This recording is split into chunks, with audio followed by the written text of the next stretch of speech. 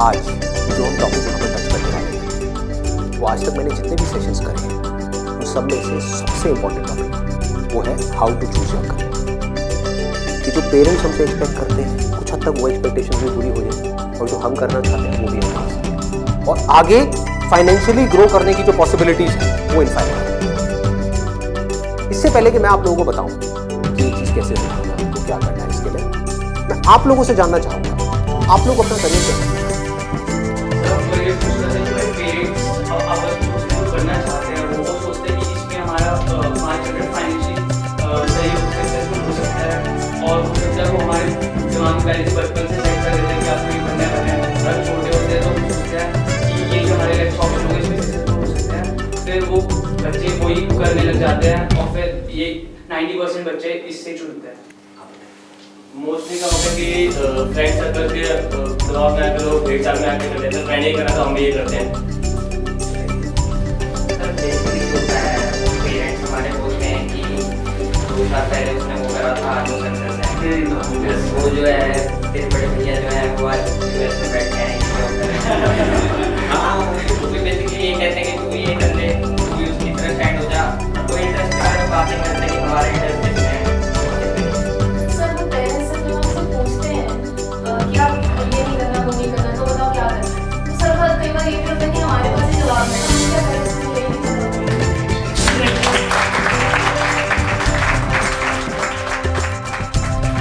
इसमें गलती पेरेंट्स की भी नहीं। जैसे मैं आपको बोलता हूँ कॉमर्स कुछ लिमिटेड ऑप्शंस माइंड में आते हैं। क्या आते हैं? सीए आता है और बीकॉम आता है और बीबीए आता है, एमबीए आता है, सीएफए आता है और कोई ऑप्शन आता है? आता ही नहीं है। तो ध्यान से देखो क्या हो रहा है। हम सब बच्चों की सोच एक जैसी है, सब पेरेंट्स की सोच एक जैसी है। तो ये पेरेंट्स की सोच किसने बनाई? क्या उनकी गलती है? इस पूरी की पूरी सोसाइटी ने मिलकर बनाई। पेरेंट्स की सोच बनी और पेरेंट्स से बचपन से आज तक जो उन्होंने सुना देखा करा वहां से आपकी सोच बनी आपके पेरेंट्स से। तो अल्टीमेटली आप में और आपके पेरेंट्स में कोई फर्क नहीं है। उनको ब्लेम मत करो, आपकी सोच भी उनके जैसी ही है। अगर नहीं है तो बताओ कोई और ऑप्शंस। नहीं आते ना माइंड में? साइंस में बोलता हूं, साइंस बैकग्राउंड, क्या ऑप्शंस आते हैं माइंड में? इंजीनियरिंग। इंजीनियरिंग में भी क्या आता है? जैसे इंजीनियरिंग वर्ड आता है क्या आता है माइंड में? आईआईटी आता है। ठीक है। मेडिकल में क्या आता है? एमबीबीएस, सर्जन्स और कुछ? No sir. बस यही है। देखो हमारी सोच कितनी लिमिटेड हो गई है। माइंड में कुछ आता ही नहीं है तो करेंगे कैसे? आपके माइंड में कुछ आएगा तभी तो वो चीज होगी। अगर माइंड में हिमालय नाम का पहाड़ होगा तभी तो उस पर चढ़ोगे। माइंड में हिमालय है ही नहीं तो कैसे चढ़ोगे? वहां तक जाना तो बहुत दूर की बात है। क्या करोगे? तो क्या होगा आपके साथ में? वही जो उन सब लोगों के साथ में हो रहा है जिनकी सोच ऐसी है। अपने आसपास में देख लो क्या हो रहा है उन लोगों के साथ में। अगर हम चाहते हैं हमारे साथ में कुछ अलग हो तो हमें क्या करना पड़ेगा? अपनी सोच को तोड़ना पड़ेगा। सबसे पहले समझेंगे कि एग्जैक्टली हो क्या रहा है, फिर ये देखेंगे कि हम क्या कर सकते हैं और क्या करना है। इसको आप पीछे सर्कुलेट कर दीजिए।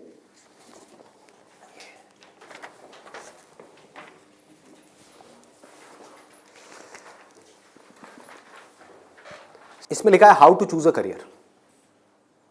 अच्छा, पढ़ाई में हमको आगे बढ़ने के लिए मान लो जैसे मैंने बोला साइंस बैकग्राउंड तो माइंड में क्या आया? इंजीनियरिंग आया, इंजीनियरिंग से आईआईटी आया, आईआईटी से कोटा आया, या और ये जो तैयारी वाले इंस्टीट्यूट्स हैं वो आए, वहां पर जाओ, जा करके तैयारी करो, यही सब होता है।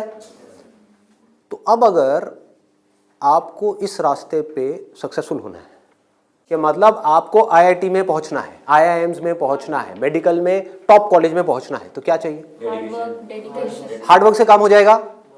आराम से सोचो, आराम से सोचो। ये जो सोच है ना हमारी वो बड़ी खतरनाक बनी हुई है। उसी सोच पे क्वेश्चन मार्क लगाना है। हार्डवर्क सबसे ज्यादा कौन करता है? एक रिक्शे वाला, लेबरर सक्सेसफुल हो जाता है वो। ऐसे बच्चे देखे हैं जो बहुत हार्डवर्क करते हैं और तब भी नहीं हो पाता उनका।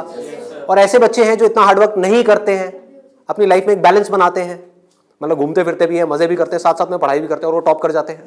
तो इसका मतलब क्या है? हार्डवर्क पे क्वेश्चन मार्क लगाओ। हार्डवर्क इंपॉर्टेंट है, लेकिन हार्डवर्क भी अगर सही डायरेक्शन में ना किया जाए तो बकवास है। समझ रहे हो? सक्सेस यहां है, आप वहां भाग रहे हो पूरी जान लगा करके पागलों की तरह, कभी सक्सेसफुल हो सकते हो? हार्डवर्क तो कर रहे हो, क्यों नहीं हो सकते? ऑपोजिट डायरेक्शन ही गलत है। सबसे पहले क्या चाहिए? एक सही डायरेक्शन चाहिए, सबसे पहले, मोस्ट इंपॉर्टेंट। मतलब कि जिस डायरेक्शन में हम भाग रहे हैं, पहले हमको उसको समझना है कि हम सही डायरेक्शन में भी भाग रहे हैं या इसलिए भाग रहे हैं क्योंकि सब भाग रहे हैं। या ये कहो, हो सकता है ये जो सब भाग रहे हैं उसमें से कुछ लोगों के लिए वो डायरेक्शन सही हो, हमारे लिए गलत हो। समझ पा रहे हो? पता कैसे चलेगा कि कैसे पता लगेगा? एक्सीलेंट। देखो क्या है, सिर्फ दो पैरामीटर्स हैं जिसके ऊपर हमको दिमाग लगाना है। एक है कंपटीशन, एक है कंसंट्रेशन पावर। जहां पर भी कंपटीशन ज्यादा है, मतलब क्या है कि वहां पर लाखों बच्चे ट्राई कर रहे हैं, होना कितनों का है? 1%, 2%, 3%। रियलिटी है। मैं कुछ भी हाइपोथेटिकल बात नहीं करूंगा। क्या ये जो लाखों बच्चे ट्राई करते हैं, कोई भी ये सोच करके ट्राई करता है, लाखों रुपए जा करके कोचिंग इंस्टीट्यूट में स्पेंड करता है कि मेरा नहीं होगा? देखो कितना मजेदार है। मतलब लाखों को यह लग रहा है कि हमारा हो जाएगा। तो अब सबसे पहला यहां पर जो क्वेश्चन पूछना है, जो ना अभी पेरेंट्स पूछ रहे हैं ना बच्चे खुद पूछ रहे हैं, वो अपने आप से पूछना है। वो ये कि मेरी कंसंट्रेशन पावर्स कैसी है। सिंपल है ना? इसमें कोई कॉम्प्लिकेटेड है? कि अगर आपको इन कॉम्पिटिटिव एग्जाम्स में कॉम्पीट करना है, दिन में 10-10 घंटे पढ़ना है, 15-15 घंटे पढ़ना है, उससे भी काम नहीं होने वाला, क्योंकि बहुत लोग पढ़ते हैं फिर भी नहीं कर पाते। तो इसका मतलब क्या है? आपको अपने आप से सच बोलना होगा। अब ये बड़ा टेढ़ा काम है, क्योंकि दुनिया में हमारी आदत क्या पड़ी हुई है? झूठ बोलने की। हाँ, किसी से भी जाकर के पूछो, हाँ भाई तेरे में पोटेंशियल है, कर लेगा आईटी? हाँ हाँ मैं तो कर लूंगा, मैं तो कर लूंगा। फिर हुआ क्यों नहीं? हुआ क्यों नहीं? अरे वो लक साथ नहीं हो पाया, कोई वजह होगी, नहीं हो पाया। मतलब क्या था? डायरेक्शन ही गलत थी, स्टार्टिंग ही गलत हो गई। अब आप कैसे ये डिसाइड करोगे कि आपकी कंसंट्रेशन पावर स्ट्रांग है या नहीं है? माइंड की थोड़ा सा डेप्थ में जाते हैं। कैसे डिसाइड करोगे? जब भी आप किसी कॉम्पिटिटिव एग्जाम में कॉम्पीट कर रहे हो, तो आपको ये देखना होगा आपके कॉम्पिटिटर्स कौन है। फॉर एग्जाम्पल, आप एक रेस में भाग रहे हो, आपके साथ में कोई एथलीट है जिसने 10 साल प्रैक्टिस करी है रेस में भागने की। आप कभी नहीं भागे, धीरे धीरे जॉगिंग करी है, लेकिन रेस में कभी तेज नहीं भागे। जीत पाओगे उससे? करो हार्डवर्क। वो 10 साल से भाग रहा है और वो रुकने वाला नहीं है, उसके पास में पूरा का पूरा एक मोमेंटम है। वो अगले 2 साल तक भी ऐसे ही भागने वाला जैसे वो 10 साल से भागता आया है। आप अभी भागना शुरू कर रहे हो। तो पहले अपनी कंसंट्रेशन पावर्स को कंपेयर करना है किसी और के साथ। That is going to be a realistic solution. एक है थियोरेटिकल सोल्यूशन। थियोरेटिकल क्या है? माँ बाप कह रहे हैं बच्चों को भागो, बच्चे भी अंदर से कह रहे हैं भागो। यही हो रहा है, करेंगे करेंगे करेंगे करेंगे करेंगे, चार्ज अप हुए पड़े हैं पागलों की तरह। इनको ये नहीं समझ पा रहा कि मेरे अंदर वो स्ट्रेंथ है भी या नहीं है। बहुत बारीक बात है, अगर इसको हमको समझ आए तो। एक बॉक्सिंग रिंग में आप हो, ठीक है, तो सामने देखो कि जो बॉक्सर है वो है कौन जिससे आप लड़ने के लिए जा रहे हो।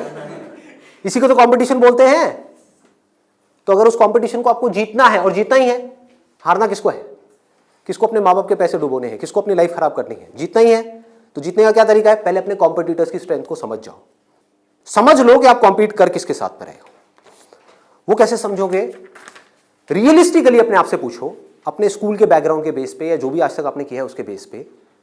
कुछ बच्चे होते हैं जिनको एक चैप्टर है, मान लो एक बुक में, उसको पूरा याद करने में या समझने में 1 घंटा लगता है। आपको कितनी देर लगती है? 5 घंटे, 6 घंटे, 10 घंटे या आधा घंटा? ये पूछो अपने आप से। Then you will be able to जज your strength in comparison to your competitors. ये जो 13 लाख बच्चे हैं, इसमें से 10% बच्चे ऐसे हैं जिनकी कॉन्सेंट्रेशन पावर्स एक्स्ट्रा ऑर्डिनरी है। उनसे अगर आप कॉम्पीट कर रहे हो तो एटलीस्ट आपकी कॉन्सेंट्रेशन पावर्स एक्स्ट्रा ऑर्डिनरी होनी ही चाहिए। और कॉन्सेंट्रेशन पावर एक दिन में एक्स्ट्रा ऑर्डिनरी नहीं होती है, ये प्रैक्टिस है। मतलब उन्होंने कई सालों तक इसकी प्रैक्टिस करी है, तब जाके उनकी कॉन्सेंट्रेशन पावर एक लेवल तक पहुंची है। तो आप अपने आप से ईमानदारी से सवाल पूछो तो सही कि आपकी कॉन्सेंट्रेशन पावर है कैसी। अगर एक्स्ट्रा ऑर्डिनरी है और आप ऐसे कंपटीशन में जा रहे हो जहां पे कंपटीशन बहुत हाई है, तो आपके सक्सेसफुल होने के क्या चांसेस हैं? क्या 100% है? पूछो अपने आप से, दिमाग को खोलो। दिमाग बंद हुआ पड़ा है लोगों का। आईआईटी में लोग कहाँ से आते हैं? सिर्फ दिल्ली से आते हैं, सिर्फ बॉम्बे से आते हैं? कहाँ से आते हैं? ऑल ओवर इंडिया से। मान लो 1 लाख बच्चे ऐसे हैं इंडिया में अलग अलग स्कूल्स में जो अपनी अपनी क्लास में टॉपर हैं। उनको क्या लग रहा है कि मेरी स्ट्रेंथ बहुत तगड़ी है, ये बात हो रही है टॉपर्स की। लेकिन जब वो जाएंगे कॉम्पीट करने तो और भी ऐसे टॉपर्स आए होंगे जो उनसे भी आगे होंगे। आप समझ गए? तो यहां पे आपने क्या किया? एक बहुत बड़ा काम कर दिया, अपने आप से सच बोल दिया, और यही सच जा करके अपने घर वालों को बोल दिया। इससे क्या होगा? आप एक ऐसे कंपटीशन से बच सकते हो जहां पर आपके हारने के चांसेस बहुत ज्यादा है, क्योंकि एक्चुअल में कंपटीशन है किसके बीच में? देखो, उन लोगों के बीच में जिसमें पोटेंशियल है। एक रेस हो रही है ओलंपिक्स में, वो किसके लिए है? जिसने बहुत प्रैक्टिस करी है, जिसके अंदर पोटेंशियल है, स्टैमिना है, फोकस करने की पावर्स है, डिस्ट्रैक्शन से वो अपने माइंड को हटा सकता है, उसके लिए है ना। सबके लिए तो नहीं है। अगर सबको भगा दिया जाए उस रेस में तो क्या होगा? क्योंकि उसमें जीतने के बाद गोल्ड मेडल मिलता है, अखबार में फोटो आती है। अखबार में फोटो आती है ना, इन कोचिंग इंस्टीट्यूट्स की फोटो आती है, नाम लिखे होते हैं, ऑल इंडिया रैंक ये है, ये है, ये है। उसको देख करके क्या होता है माँ बाप की हालत? उनको उसकी फोटो नहीं दिख रही होती, अपने बच्चे की फोटो दिख रही होती है। यहाँ पे आने वाले इतने साल बाद मेरे बच्चे की फोटो होगी, मेरी बेटी की फोटो होगी, उसकी ये रैंक होगी। यहाँ से क्या हो रहा है? हम अननेसेसरी अपनी एक ख्याली दुनिया खड़ी कर रहे हैं। पेरेंट्स ने अपने दिमाग में एक ख्याल बना लिया। अब यहाँ तक प्रॉब्लम नहीं है, उन्होंने वही किया जो होना था, सबके साथ होता है, कौन नहीं चाहेगा? गड़बड़ कहाँ हुई? आप भी इस खेल को नहीं समझ पाए, आप समझ ही नहीं पाए हो क्या रहा है। ये जो कोचिंग इंडस्ट्री है आज की डेट में 1.5 लाख करोड़ की इंडस्ट्री है। ये पैसा कहाँ से आ रहा है? हम सब से आ रहा है, हमारी जेब से आ रहा है। तो अगर इस खेल को हम समझ जाएं, हमारे पेरेंट्स नहीं भी समझ पा रहे क्योंकि वो तो सपने देखेंगे ही, और हम जाकर के बोले ये सपना आप अभी रोक दो, इस पे लगाम लगाओ, देखो पहले कि आपका बच्चा कहाँ स्टैंड करता है। गाड़ी आपके पास में 800 और कॉम्पीट करने की बात कर रहे हो फेरारी वालों से, बट इसका मतलब ये नहीं है 800 बुरी है। आप समझ गए मेरी बात? रेस में बुरी है, बट दिल्ली की सड़कों पे, पुरानी दिल्ली में फेरारी अच्छी है, 800 अच्छी है? 800 अच्छी है, ज्यादा सक्सेसफुल है।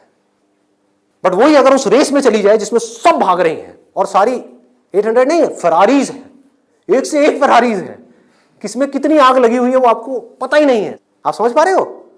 कोई आ रहा है कहीं से, उस बच्चे में कितनी आग है और कितना पोटेंशियल है वो आप सपने में भी नहीं सोच सकते, और आप उससे लड़ने की बात कर रहे हो।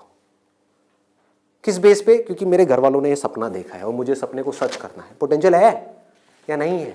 पूछो अपने आप से, तो आपको क्लियर कट जवाब मिलेगा। क्लियर कट 10% लोग ऐसे होते हैं जिनमें एक्चुअल में पोटेंशियल है इन एग्जाम्स में कॉम्पीट करने का। तो if you are there in that top 10% category, तो अब आपका हार्डवर्क यहां पे काम आने वाला है। Depending upon your hard work, बशर्ते आपके अंदर पोटेंशियल हो। फॉर एग्जाम्पल फेरारीज की रेस हो रही है, उसमें आपने पूरी जान लगा दी, एक सेकंड के लिए भी डिस्ट्रैक्ट नहीं हुए। ठीक है, डिस्ट्रैक्ट होने में 1 सेकंड लगता है। डिस्ट्रैक्शंस वाला मेरा सेशन है पावर ऑफ फोकस, वो देखा होगा आप लोगों ने। बहुत तरह की डिस्ट्रैक्शंस हैं। मान लो आप हो तो फेरारी, लेकिन डिस्ट्रैक्ट हो गए, रुक गए, रेस यहां हो रही है, आप यहां चले गए, आउट है कि नहीं? तो आपको पूरी तरह से फोकस्ड रहना पड़ेगा, हार्डवर्क करना होगा, डेडिकेशन चाहिए, डिजायर चाहिए, सब कुछ चाहिए। लेकिन सबसे पहले क्या चाहिए? इंजन में दम होना चाहिए, अंदर वो पोटेंशियल होना चाहिए, एक्स्ट्रा ऑर्डिनरी कॉन्सेंट्रेशन पावर्स होनी चाहिए। ये बात हमको समझ क्यों नहीं आ रही है? अब क्यों चाहिए कॉन्सेंट्रेशन पावर्स? कभी सोचा है? 2 तरह के काम है इस दुनिया में, एक वो जिसमें हमारा इंटरेस्ट है, दूसरा वो जिसमें इंटरेस्ट नहीं है। जहां इंटरेस्ट नहीं है वहां पर कॉन्सेंट्रेशन पावर्स का स्ट्रांग होना बहुत जरूरी है, जहां है वहां पर नहीं है, क्योंकि वहां तो ध्यान लग जाता है। वीडियो गेम खेलने के लिए कॉन्सेंट्रेशन पावर चाहिए क्या? क्यों? क्यों? इंटरेस्ट है तो वहां पर कॉन्सेंट्रेशन हो जाता है, खेलने में कॉन्सेंट्रेशन हो जाता है, और बहुत सारी चीजों में कॉन्सेंट्रेशन हो जाता है। पढ़ाई में हमें कॉन्सेंट्रेट करना पड़ता है, और चाहिए ही चाहिए, क्योंकि पढ़ाई में 99.99% लोगों का इंटरेस्ट नहीं होता। तो कैसे पढ़ाई में क्रैक कर पाएंगे? तब जब अपने ध्यान को ऐसी जगह पे रोकना आता हो जहां पे हमारा इंटरेस्ट नहीं है। और ऐसी स्ट्रेंथ कितने लोगों में होती है? सच सच बताना आज, मतलब ईमानदारी से, आप में से कितने हैं यहां पर जो आप क्लेम कर सकते हो कि मेरी जो कॉन्सेंट्रेशन पावर्स हैं वो एक्स्ट्रा ऑर्डिनरी है? ऑनेस्टली आपकी है, let's give a big hand for it. हम सब में से सिर्फ एक की, और ट्राई कौन करते हैं? सब करते हैं। मेजॉरिटी ऑफ पीपल, सब तो नहीं कह सकते, मेजॉरिटी ऑफ पीपल करते हैं। है ना खतरनाक खेल। और एक बहुत बड़ी चीज हुई है अभी यहां पर, आप में से सिर्फ एक ने अपना हाथ उठाया, बाकियों ने नहीं उठाया। इसका मतलब आपने क्या किया? सच बोल दिया, एक्सेप्ट कर लिया। अगर अपने घर पे भी एक्सेप्ट कर लो तो क्या होगा? खेल शुरू होने से पहले ही खत्म हो जाएगा। अगर ये मेजॉरिटी ऑफ बच्चों को समझ आ जाए, इंडिया में लाखों बच्चे मेरी वीडियोस देखते हैं, उनको ये समझ आ जाए और वो अपने आप से सच बोल दें, अपना हाथ ऊपर ना करें, अपने घर पे जाकर के बोल दें मेरी कंसंट्रेशन पावर एक्स्ट्रा ऑर्डिनरी नहीं है। हाँ, मेरी क्लास में कुछ 4 बच्चे हैं, उनकी है, वो भी कॉम्पीट करने जा रहे हैं, उनको करने दो। मुझे नहीं लगता कि मैं जीत पाऊंगा इस खेल में। हाँ, कुछ और ऐसे खेल हैं जहां पर मैं फाड़ दूंगा, तो क्या होगा? अब क्या आपके पेरेंट्स भेजेंगे आपको? पहले ही बोल दो, आपने भेजना है भेज दो, लेकिन आपका पैसा डूबेगा। 5 लाख डुबोने हैं, डुबो दो। भेजना है भेज दो, मुझे पता है मेरा नहीं हो पाएगा। ये झूठ है, ये नेगेटिव थिंकिंग है, या ये रियलिस्टिक थिंकिंग है? समझो, realistic thinking, that is the biggest thing जो हमको समझना है। पॉजिटिव थिंकिंग का लोग मतलब क्या निकालते हैं कि मेरे पास में मारुति 800 है और मैं ये एक्सेप्ट ही ना करूं कि मेरे पास में मारुति 800 है, मैं अपना एक ख्याल बना लूं कि मेरे पास में फेरारी है और जाकर के कॉम्पीट करूं ऐसे लोगों के साथ में जिनके पास में एक्चुअल में फेरारी है। फर्क पता लग रहा है? और ऊपर से अपने आप को पॉजिटिवली अंदर से मोटिवेट करता रहूं। घर वाले भी मुझे रोज फोन करके, नहीं बेटा तू कर सकता है, कर सकता है, कर सकता। रियलिटी को देखो ही ना, अपनी स्ट्रेंथ को देखो ही ना, अपनी आंखें बंद कर लो, सच बोलो अपने आप से। जीत सकते हो तो लड़ो, नहीं जीत सकते तो कोई ऐसी जगह पे जाओ जहां पे आप जीत सकते हो, या बेटर स्टिल जहां पे कोई कंपटीशन ही ना हो। आगे बढ़ते हैं। दूसरा क्या है? ये तो हो गई पहली कैटेगरी, एक्स्ट्रा ऑर्डिनरी, जो यहां पर अभी कोई भी नहीं मिला, सिर्फ एक मिला है। दूसरा है ऑर्डिनरी। 90% लोग एक क्लास में, 90% स्टूडेंट्स इंडिया में वो इस सेगमेंट में आते हैं। अब मजे की बात क्या है, ये जो कोचिंग इंस्टीट्यूट्स हैं, इनकी दुकानें कैसे बच्चों से चल रही है? ऐसे बच्चों से।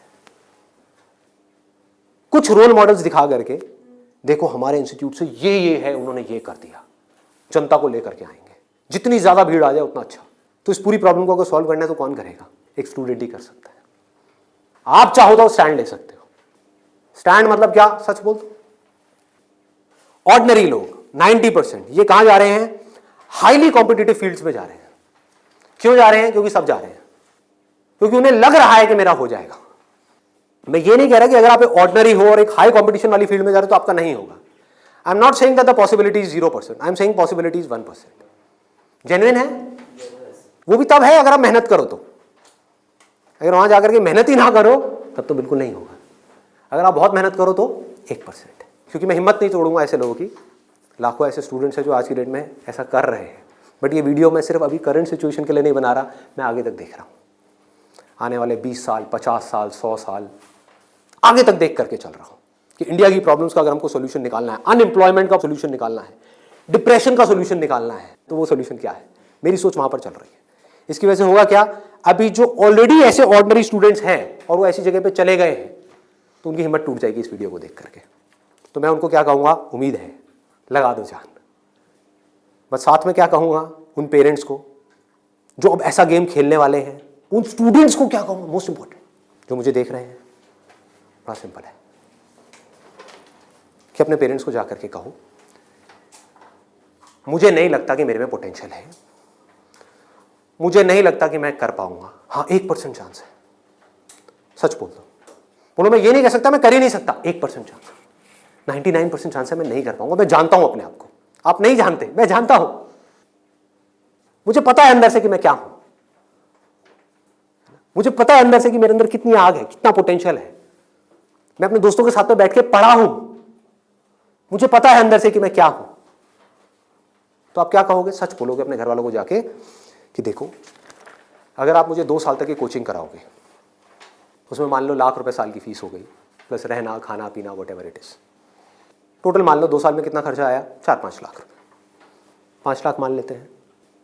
तो आप बोलोगे अपने घर वालों को जाकर के, अगर अभी भी ये सब सुनने के बाद भी आप कहते हो कोई बात नहीं बेटा 1% चांस है, तू कर ले, तो मैं आपको एक बेटर ऑप्शन देता हूं प्रैक्टिकल रियलिटी के बेस पे। यहां पे अगर आपके पेरेंट्स आपके ऊपर दाव लगाते हैं, जीतने के चांसेस क्या है पेरेंट्स के? 1:100।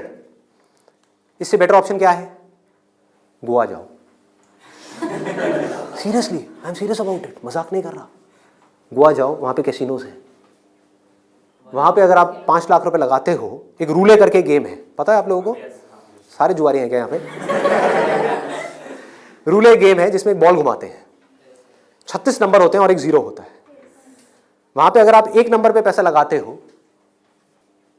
और वो नंबर आ जाता है तो 1 रुपए आपका बन जाता है 36 रुपए। जीतने की प्रोबेबिलिटी क्या है? 1:37। यहां पर क्या है? 1:100। वहां पर क्या है? 1:37, मतलब इससे डबल से भी ज्यादा है। तो अपने पेरेंट्स को सजेशन दो कि जुआ खेलना ही है तो ये बेटर ऑप्शन है, खेलते हैं ना, मेरी जिंदगी क्यों दांव पे लगा रहे हो, मुझे तो बचने दो। अरे खेलना है तो मिलके खेलते हैं, जाओ अपने पेरेंट्स के साथ में, उनको गोवा लेकर के जाओ, अपनी पार्टी करना, और एक दिन जाना ले आकर के 5 लाख रुपए एक टेबल पे रख देना। अगर वो नंबर आ गया तो कोई भी नंबर चूज कर लो, आपके पेरेंट्स चाहते हैं आप नंबर 1 पे आओ, ऑल ओवर इंडिया में आपकी नंबर 1 रैंक आए, तो 1 नंबर पे पैसा लगाओ जुए में। वहां भी 1 नंबर पे पैसा लगा रहे हैं, यहां भी 1 नंबर पे पैसा लगाओ। अगर वो 1 नंबर आ गया तो कितना मिलेगा 5 लाख का? 1,80,00,000। 1,80,00,000 उसको उठा करके बैंक में एफडी कराओ, कितना इंटरेस्ट आएगा? 12%। तो अब टाइम गया। आप मान लो टैक्स वैक्स काट के 7-8% भी आ गया आपके हाथ में, महीने का 1,00,000 रुपए, साल का 12 लाख रुपए। सोचो क्या ये प्रैक्टिकल है या नहीं है? जो बात मैंने बोली है थियोरेटिकल है, प्रैक्टिकल है।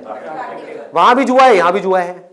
आप भी बोल रहे हो हाँ शायद मेरा हो जाएगा, पेरेंट्स भी कह रहे हैं हाँ शायद इसका हो जाएगा। प्रोबेबिलिटी हमारे सामने है, आपके होने की जो प्रोबेबिलिटी है वो हमारे सामने है। हाँ अगर आप एक्स्ट्राऑर्डिनरी में हो तो बात अलग है, मैं उसकी बात नहीं कर रहा। वहां पर आ गई 10% से 100%, तो वहां पर जुए का कोई कंपैरिजन नहीं है, ठीक है ना। बट अगर आप ऑर्डिनरी में हो और वहां पर जाकर के आप कॉम्पीट कर रहे हो, इससे बेटर ऑप्शन है जुआ। अगर घर वाले कहेंगे पैसा डूब गया तो जुए में, तो बोलो वो तो यहां भी डूब रहा है। हाँ? यहां भी तो डूब रहा है। फर्क क्या है? इसको बोलते हैं एक रियलिटी के बेस पर समझ करके सोच करके लिया हुआ डिसीजन। तो अब तीसरा ऑप्शन क्या है हमारे पास में? कोई ऐसा करियर चूज करो, देखो कितना मजेदार है, जहां पे आपको कंसंट्रेशन पावर की जरूरत ही ना हो, not required. If you love singing, concentration power चाहिए क्या? नहीं चाहिए, हो जाएगा। किसी खेलने में इंटरेस्ट है तो वहां पे कंसंट्रेशन पावर बहुत स्ट्रांग चाहिए क्या? हो जाएगा, घंटों तक हो जाएगा। एक है कंसंट्रेट करना पड़ता है, एक है कंसंट्रेशन हो जाता है, दोनों में बहुत फर्क है। इंटरेस्टिंग है तो कंसंट्रेशन हो जाता है, इंटरेस्टिंग नहीं है, बोरिंग है तो कंसंट्रेट करना पड़ता है, फिर चाहे वो पढ़ाई हो चाहे जॉब हो। ये छोटी सी सोच चाहिए, समझ चाहिए। अब यहां पे क्या चलेगा, इन फील्ड्स में कंपटीशन क्या है? आर्ट हो गया, स्पोर्ट्स हो गया, कोई भी क्रिएटिव फील्ड हो गई, वहां पर कंपटीशन क्या है? बहुत ज्यादा है उन लोगों के लिए जो मीडियोकर है। लेकिन अगर आपके अंदर टैलेंट है, कोई कंपटीशन नहीं है, क्योंकि दोनों को आपस में कंपैरिजन किया ही नहीं जा सकता, कोई नंबर्स नहीं है ना। ध्यान से समझो, जैसे आप किसी एग्जाम में जाते हो तो एक कंपेयर किया जा सकता है आपको किसी से, क्योंकि आपके आए 90%, किसी और के आए 99%, तो कंपैरिजन है। टैलेंट में क्या है? आपके अंदर एक तरह का टैलेंट है, किसी और के अंदर और कोई तरह का टैलेंट है। आप जो कर सकते हो वो नहीं कर सकता, वो जो कर सकता है वो नहीं कर सकता। एक सिंगर है उसकी अलग तरह की आवाज है, कोई और सिंगर है उसकी अलग तरह की आवाज है। अब यहां पे भी एक छोटा सा प्रॉब्लम है। प्रॉब्लम क्या है यहां पर? प्रैक्टिकली आप लोग बताओ कि प्रॉब्लम क्या है यहां पर इस तरह का कुछ करने में? स्कोप क्या होगा, क्या नहीं होगा? देखो अगर टैलेंट हो तो स्कोप होगा या नहीं होगा? होगा। बट ऑब्वियस, टैलेंट कैसे डेवलप होता है? प्रैक्टिस। और ये भी तभी काम आएगा जब इंटरेस्ट होगा। समझ गए ना? जितना ज्यादा इंटरेस्ट होगा उतना ही ज्यादा पैशन होगा, जितना ज्यादा पैशन होगा उतना ही ज्यादा पैशन के साथ प्रैक्टिस करोगे, जितना प्रैक्टिस करते चले जाओगे उतना ही टैलेंट बढ़ता चला जाएगा, जितना आपका टैलेंट बढ़ता चला जाएगा आपके लिए कंपटीशन उतना ही कम होता चला जाएगा। क्लियर है ना? बट आप इन सारे रूट से भागने के लिए वहां पर जा रहे हो तो भगवान ही मालिक है आपका। समझ गए? पढ़ाई के टॉर्चर से बचने के लिए जबरदस्ती कोई ऐसा काम नहीं है जो आपको बहुत इंटरेस्टिंग लगता है फिर भी आप कर लो, आप कहो हाँ ये सही है, तो आपका वही हाल होगा जो वहां पे कंपटीशन में बाकी लोगों का हो रहा है। मतलब आपको जेन्युइनली चूज करना होगा कोई ऐसा interest which you are extremely passionate about, extremely passionate about. ठीक है, इससे भी एक स्टेप आगे बढ़ते हैं। यहां पे प्रॉब्लम एक है बहुत सिंपल सी, जो मेरे पास में कमेंट्स आते हैं कि हमें पता ही नहीं है कि ऐसा इंटरेस्ट क्या है। I don't know what that interest is. मेरे लिए ऐसा कोई इंटरेस्ट नहीं है, कोई ऐसा टैलेंट नहीं है, कोई ऐसी स्किल नहीं है जो मैं कह सकूं कि हाँ इसके बेस पे मैं अपनी पूरी लाइफ स्टेक पे लगा सकता हूं। उनके लिए क्या सोल्यूशन है? आपके घर वाले चाहते हैं आपको डिग्री मिले, आप चाहते हो कुछ अपना करना, फाइनेंशियली भी सक्सेसफुल हो जाओ, तो उसका ऑप्शन क्या है? ये रहा। यानी कि आप बहुत ज्यादा टफ एग्जाम्स को क्रैक नहीं कर सकते, बहुत ज्यादा टफ पढ़ाई नहीं कर सकते, लेकिन आप पढ़ सकते हो। तो आप एक ऐसी फील्ड चूज करते हो जहां पे कंपटीशन लो है, जहां पे कंपटीशन कम है, और अगर वहां पर आप स्मार्ट वर्क करने लग जाओ तो आपके जीतने के जो चांसेस हैं, सक्सेसफुल होने के चांसेस हैं, that starts from 10% and goes up to 100%, as good as उन लोगों के कंपैरिजन में जो यहां पर टॉप पर है। और यहां पर कोई लिमिट नहीं है कि हम क्या कर सकते हैं। स्मार्ट वर्क को मैंने नीचे डिफाइन भी किया हुआ है कि what does smart work mean. It means developing your understanding, that is smart work. जो काम आप कर रहे हो उसकी समझ अगर आपको है कि आप क्या कर रहे हो, क्यों कर रहे हो, कैसे कर रहे हो, तो आप स्मार्ट वर्क कर रहे हो। समझ नहीं है बस कर रहे हो तो आप हार्ड वर्क कर रहे हो। अब इसमें मैं आपको एक प्रैक्टिकल एग्जांपल देने वाला हूं। एक सिंपल सा करियर मैं आपको बता रहा हूं, फिजियोथेरेपी। सुना इसके बारे में सबने? अभी कुछ दिन पहले मेरी नेक में थोड़ा सा पेन हुआ, मैंने गूगल पे जाकर के सर्च किया physiotherapy services at home in my area. Locality मैं नहीं बताऊंगा नहीं तो लोग मेरे घर आ जाएंगे। तो मैंने सर्च किया, वहाँ पर ऊपर कुछ लिस्टिंग्स आई, कुछ वेबसाइट्स आई, उसमें एक डॉक्टर का नाम मुझे मिला, उनकी मैं वेबसाइट पे गया, वहाँ जा करके उन डॉक्टर के बारे में मैंने 2-3 मिनट पढ़ा, समझा, मुझे अच्छा लगा पढ़ करके, समझ करके। उनको फ़ोन किया, वो मेरे घर पे आए, उन्होंने मुझे 7 दिन तक फिजियोथेरेपी ट्रीटमेंट दिया। वो एक ट्रीटमेंट का लेते हैं 500 से 700 रुपये, कई बार 1000 रुपये भी लेते हैं, depending upon the complications and time involved. मेरे से उन्होंने लिए 500 रुपये। मैंने उनसे पूछा कि आप दिन में ऑन एन एवरेज कितने ट्रीटमेंट्स करते हो? उन्होंने कहा एक दिन का ऑन एन एवरेज मैं 8 से 10 ट्रीटमेंट्स करता हूँ। मैंने कैलकुलेशन करी, दिमाग से रहा, 8 से 10 का मतलब क्या हुआ? 4 से 5,000 रुपये एक दिन का, एक महीने का नहीं, एक दिन का। कितना हो गया एक महीने का? लाख से 1.25 लाख रुपए।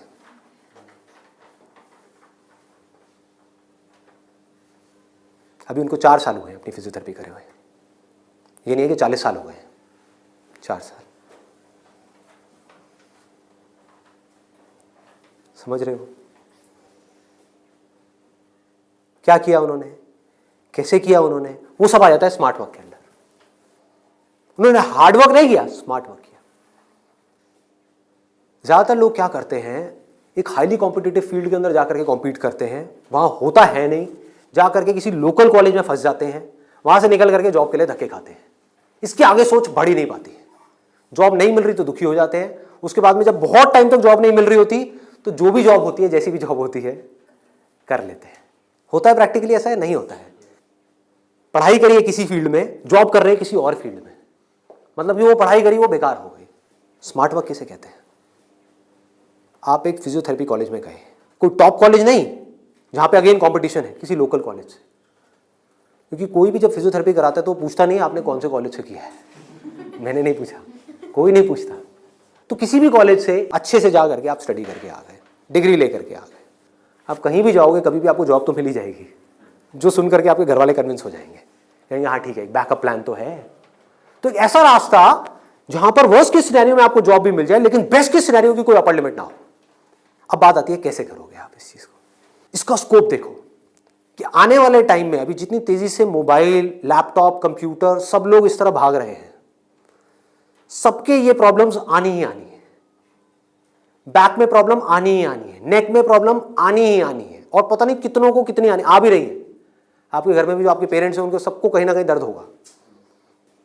तो आपने पहले तो ये समझा कि हाँ, इसका स्कोप कभी कम नहीं होने वाला, बढ़ने ही वाला है। ठीक है, इसमें कंपटीशन भी बढ़ेगा जब स्कोप ज्यादा है तो, लेकिन किन लोगों के लिए बढ़ेगा? जो हार्ड वर्क कर रहे हैं, लेकिन जो स्मार्ट वर्क को समझ पा रहे हैं वो कुछ भी कर सकते हैं। तो आप क्या कर सकते हो? आपने कहा कि सिर्फ इससे काम नहीं चलने वाला, वो मुझे समझ आ रहा है। जैसे मैंने फिजियोथेरेपी का किया, सिर्फ इससे काम नहीं चलने वाला, तो इसके साथ में कुछ और चीजें भी हैं जो मुझे सीखनी पड़ेंगी। क्या सीखना पड़ेगा? जिसका हो सकता है इससे डायरेक्ट कोई कनेक्शन ना हो। 1 महीने का छोटा सा कहीं से वेबसाइट डेवलपमेंट का कोर्स कर लिया, और ऑनलाइन मार्केटिंग का, कि ऑनलाइन मार्केटिंग कैसे करते हैं। गूगल में जब भी आप कुछ सर्च करते हो तो वहां पे एड्स आती हैं, उसको बोलते हैं गूगल एडवर्ड्स। ये किस तरह से काम करता है? आपने कहा ऑनलाइन मार्केटिंग मैंने सीख ली, उसके अलावा मुझे अपनी कम्युनिकेशन स्किल्स पे काम करना होगा, क्योंकि अगर मैं कहीं जा रहा हूं, किसी से बात कर रहा हूं और मैं बेवकूफ लग रहा हूं बात करने में, तो कोई मुझे दोबारा क्यों बुलाएगा?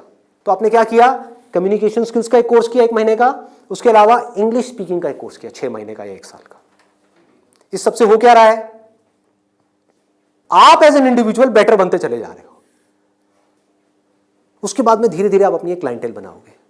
शुरू में मान लो आपको दिन में 2 या 4 लोगों ने बुलाया, वर्स्ट केस सिनेरियो मान लो ना, घर से आप ऑपरेट कर रहे हो, अभी आपने कोई अपना क्लिनिक नहीं बनाया है, घर से आप ऑपरेट, और ये कोई थ्योरेटिकल बात नहीं है, ऐसे बहुत सारे लोग हैं जो ऑलरेडी ये काम कर रहे हैं, बहुत लोग कर रहे हैं। अपने नाम को मल्टीपल वेबसाइट्स में आप लिस्ट कर दोगे, इनको डायरेक्टरीज बोलते हैं, ऑनलाइन डायरेक्टरीज। तो ऑनलाइन सर्च इंजन में कोई भी कुछ भी सर्च करेगा तो कहीं ना कहीं वो आप तक पहुंच जाएगा, चाहे वो एक वेबसाइट के थ्रू पहुंचे, चाहे आपके थ्रू पहुंचे, चाहे ऐड के थ्रू पहुंचे, चाहे कहीं से भी पहुंचे, वो आप तक पहुंचेगा। अगर उनको आपने सेटिस्फाई कर दिया, अपनी बातों से भी, अपने ट्रीटमेंट से भी, ईमानदारी से, जेन्युइनली अच्छा ट्रीटमेंट कर दिया, तो वो क्या करेंगे? लोकेलिटी में रिकमेंड करेंगे, अपने फ्रेंड सर्कल में करेंगे, अपने रिलेटिव्स में करेंगे। तो धीरे धीरे क्या होगा? कुछ महीनों में क्या होगा? यहां पे थोड़ा पेशेंस रखना होगा। ये नहीं है सारा काम 1 दिन में हो जाएगा। आईआईटी में भी आपका एडमिशन होगा तो ये नहीं कि हलवा है वहां से क्लियर करना, 4 साल तक लग करके दिन रात काम तो करना ही पड़ेगा ना, यहां भी करना पड़ेगा। तो आप सीखते जा रहे हो, समझते जा रहे हो, धीरे धीरे आपको कुछ ऐसी टेक्नोलॉजीज के बारे में पता लगेगा, कुछ ऐसे इक्विपमेंट्स के बारे में पता लगेगा। इसमें हजारों तरह के इक्विपमेंट्स हैं, हजारों तरह की चीजें हैं, अलग अलग तरह के ट्रीटमेंट्स के लिए। इतनी बड़ी फील्ड है ये। आप आने वाले टाइम में फिजियोथेरेपी का एक ऐसा क्लिनिक बना सकते हो अपनी सिटी में या कहीं पर भी, जो अपने आप में स्टेट ऑफ द आर्ट हो, मतलब ऐसा जो पूरे इंडिया में ना हो। और क्लिनिक आप ऐसे करते करते धीरे धीरे, अभी 1 दिन में या 2 दिन में नहीं होगा, मान लो 5 साल में होगा, 10 साल में होगा, 20 साल में होगा। क्लिनिक कितना बड़ा हो सकता है, कितने क्लिनिक्स हो सकते हैं, क्या क्या हो सकता है, कोई लिमिट नहीं। अगर कुछ लोग जो मेरी इन बातों को समझ पाए, जो बातें मैं कर रहा हूं, और कुछ ऐसी डायरेक्शन में जा पाए सेंसिबल तरीके से, smartly, not by doing a lot of hard work but by doing smart work, तेजी से आगे बढ़ पाए, तो आने वाले टाइम में यही वो लोग होंगे जो आने वाले टाइम में लोगों के लिए जॉब अपॉर्चुनिटीज क्रिएट करेंगे। अंदर से एक ये फीलिंग होनी चाहिए कि मुझे लोगों की प्रॉब्लम्स को सॉल्व करना है। अगर मैं कर पाया तो मेरी प्रॉब्लम्स तो सारी अपने आप सॉल्व हो जाएंगी, वो लोग करेंगे ना। अगर आपने किसी के दर्द का इलाज कर दिया तो वो आदमी आपको पता है क्या कहेगा? बताओ आपको क्या चाहिए। वो लोग आपके पीछे आएंगे।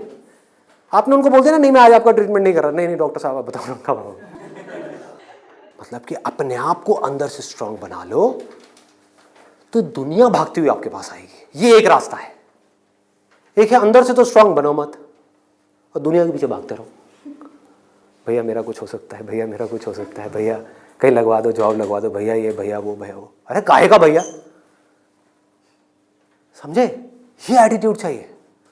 डंके की चोट पे आप काम करो। मैंने लाइफ में जो भी काम किया है बिल्कुल एटीट्यूड के साथ किया है। ये मैं कर रहा हूं, आपको चाहिए तो लो, नहीं चाहिए तो आगे बढ़ो। Does not make any difference to me, क्योंकि मैं जो कर रहा हूं आई बिलीव इन इट। मैं कोई भीख नहीं मांग रहा हूं आपसे। और बहुत सारे लोग होते थे जिनको मैं मना कर देता था, जो मैं नहीं कर रहा तुम्हारा शूट, और वो जा करके 4 लोगों को पकड़ के ले आते थे, ये बंदा जेन्युइन है, इसमें दम है ना बोलने का। वो दम कहां से आता है? सोच से आता है। सोच को खोलो, बंद करके इसमें मत रहो, फाड़ दो। और फिर भी रहना है तो आपकी चॉइस है।